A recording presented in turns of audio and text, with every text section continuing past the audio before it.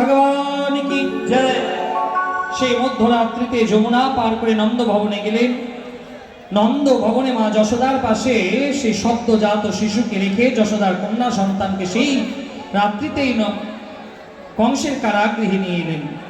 পরের দিন নন্দ ভবনে সবাই জানতে পারলো যে নন্দ বাবা বুড়ো বয়সে একটা নয় দুইটা সন্তানের পিতা হয়েছে।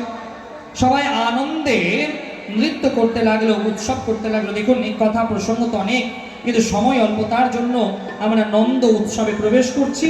নন্দ উৎসবে গিয়ে আজকে কথাকে বিরাম দেব। সেই রাত্রিতে যোগ মায়াকে নিয়ে এলেন কংসের কারাগৃহে। পরের দিন সকালে কংস জানতে পারলো, কারাগৃহে গেল, জোর করে এসে দেবকীর